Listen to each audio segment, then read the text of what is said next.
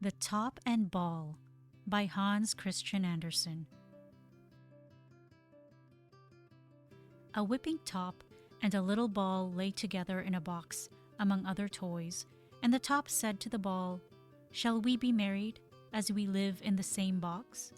But the ball, which wore a dress of Morocco leather and thought as much of herself as any other young lady, would not even condescend to reply. The next day came the little boy to whom the playthings belonged, and he painted the top red and yellow and drove a brass-headed nail into the middle, so that while the top was spinning round, it looked splendid. "Look at me," said the top to the ball. "What do you say now? Shall we be engaged to each other? We should suit so well. You spring and I dance. No one could be happier than we should be." "Indeed, do you think so? Perhaps you do not know that my father and mother wore Morocco slippers and that I have a Spanish cork in my body." "Yes, but I am made of mahogany," said the top. "The major himself turned me. He has a turning lathe of his own, and it is a great amusement to him." "Can I believe it?" asked the ball. "May I never be whipped again," said the top, "if I am not telling you the truth." "You certainly know how to speak for yourself very well," said the ball, "but I cannot accept your proposal. I am almost engaged to a swallow. Every time I fly up in the air, he puts his head out of the nest and says, 'Will you?'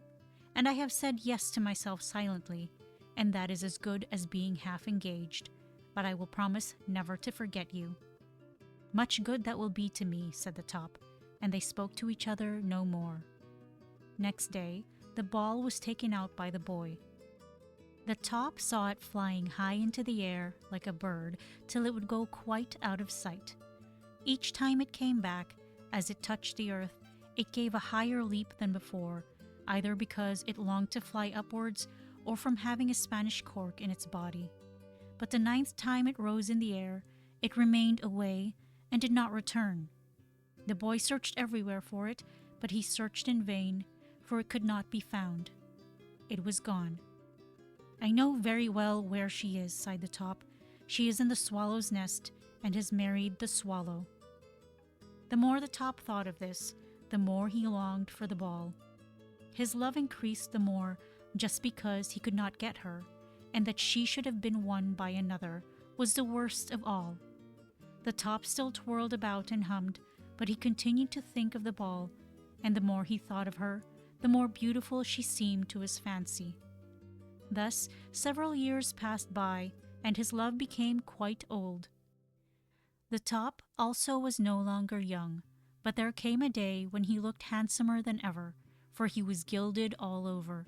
He was now a golden top, and whirled and danced about till he hummed quite loud, and was something worth looking at. But one day he leaped too high, and then he also was gone. They searched everywhere, even in the cellar, but he was nowhere to be found. Where could he be? He had jumped into the dustbin, where all sorts of rubbish were lying, cabbage stalks, dust, and rain droppings that had fallen down from the gutter under the roof. "Now I am in a nice place," said he. "My gilding will soon be washed off here. Oh dear, what a set of rabble I have got amongst." And then he glanced at a curious round thing like an old apple, which lay near a long, leafless cabbage stalk. It was, however, not an apple, but an old ball, which had lain for years in the gutter and was soaked through with water. "Thank goodness, here comes one of my own class with whom I can talk," said the ball, examining the gilded top. "I am made of Morocco," she said. "I was sewn together by a young lady, and I have a Spanish cork in my body, but no one would think of it to look at me now.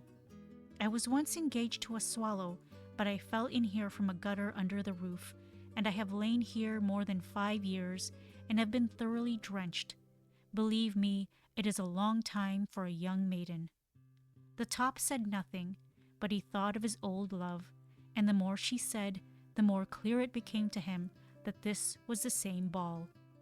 The servant then came to clean out the dustbin.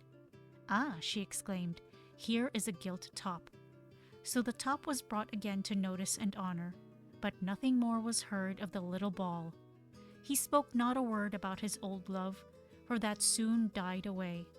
When the beloved object has lain for 5 years in a gutter and has been drenched through, no one cares to know her again on meeting her in a dustbin.